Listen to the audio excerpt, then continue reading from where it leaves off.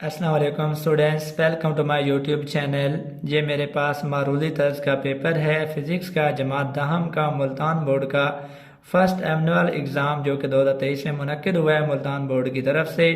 तो उस मुल्तान बोर्ड का फ़िज़िक्स का पहले ग्रुप का ये पेपर है। फर्स्ट टाइम में जो पेपर फ़िज़िक्स का लिया गया था उसका हिस्सा मारूजी मेरे पास मौजूद है जिसको मैं आपके लिए सॉल्व कर रहा हूँ।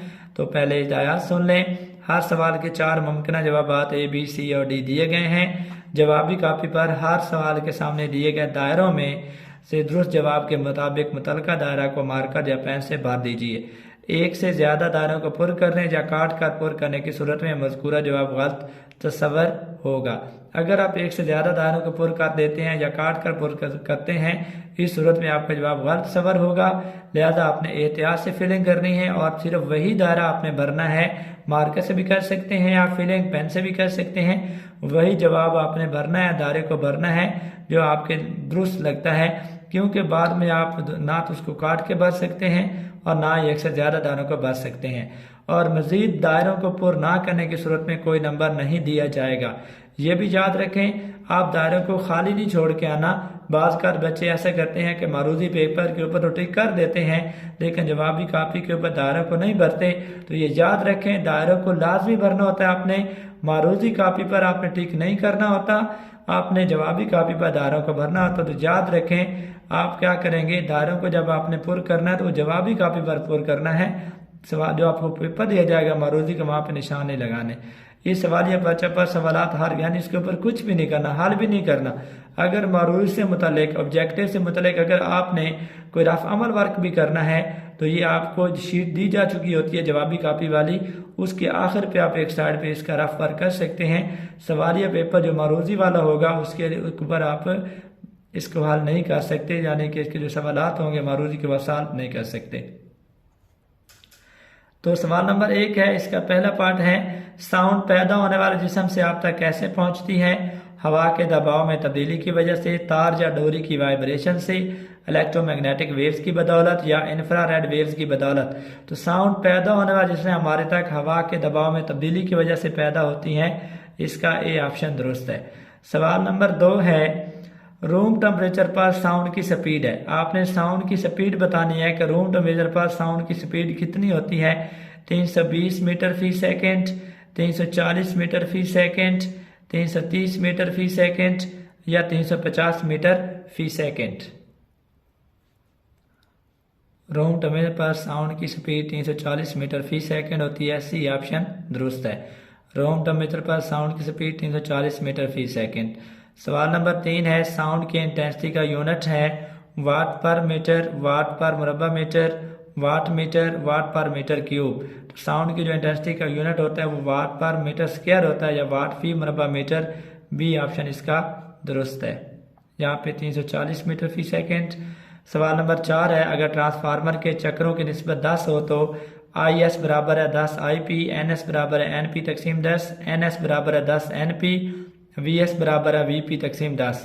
तो हमें ट्रांसफार्मर के चक्रों की निस्बत दी गई है एन एस तकसीम एन पी गिवन है जो कि 10 के बराबर है। तो यहाँ से अगर हम एन एस निकालें तो एन पी यहाँ डिवाइड हो रहा है, इधर आके ज़रब हो जाएगा, एन एस बराबर आएगा 10 एन पी के। तो सी ऑप्शन इसका दुरुस्त है, एन एस बराबर है 10 एन पी। 5वां सवाल है, इस गेट से कौन सा लॉजिक ऑपरेशन हासिल होता है? यह हमें गेट दिखाया गया है, एक इसका इनपुट है और एक ही आउटपुट है और जहाँ पे ये बबल बना हुआ है। तो क्या इससे हमें कौन सा लॉजिक ऑपरेशन मिलेगा? एंड, नॉट, नॉर या आर? तो आप देख लें, आपने पढ़ा हुआ है कि नॉट गेट के अंदर एक इनपुट होता है और एक ही आउटपुट होता है और इसमें बबल बना होता है, वो इनपुट को आउटपुट में उलट कर देता है, उसका रेसिप्रोकल ले लेता है, उसको कॉम्प्लीमेंट कर देता है। तो इसका बी ऑप्शन दुरुस्त है। 6वां सवाल है, 12 वोल्ट के 100 से जोड़े गए एक लैंप की पावर की शरह क्या होगी जबकि उसमें से 2.5 एम्पियर करंट बह रहा हो? 12 वोल्ट का सोर्स है, उसके साथ एक लैंप लगा हुआ है, जोड़ा गया है, तो उसमें से अगर 2.5 एम्पियर करंट बह रहा हो तो लैंप की पावर की शरह मालूम करनी है। 60 वाट होगी, 14.5 वाट होगी, 30 वाट होगी या 60 वाट।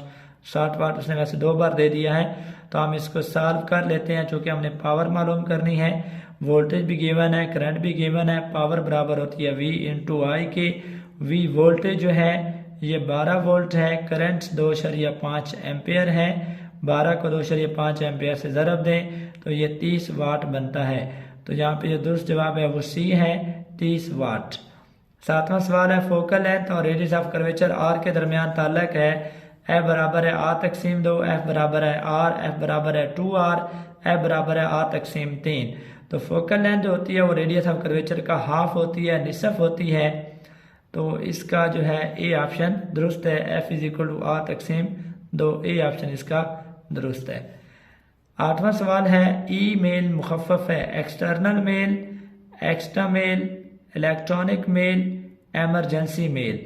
ईमेल का आपने बताना है, तो ईमेल मुखफ़फ़ होता है इलेक्ट्रॉनिक मेल का, बी ऑप्शन इसका दुरुस्त है। 9वां सवाल है हाइड्रोजन की हाफ लाइफ है 12.3 साल, 5730 साल, 30 साल, 2.85 साल, 2.85 साल। तो हाइड्रोजन की हाफ लाइफ 12.3 साल होती है, इसका ये ऑप्शन दुरुस्त है। 10वां सवाल है computer based information system CBIS के हिस्सों की तादाद कितनी है? 2, 3, 5, 6। जो कंप्यूटर बेस्ड इंफॉर्मेशन सिस्टम है उसके हिस्सों की तादाद बतानी है। तो कंप्यूटर बेस्ड इंफॉर्मेशन सिस्टम के हिस्सों की तादाद 5 होती है, सी ऑप्शन इसका दुरुस्त है।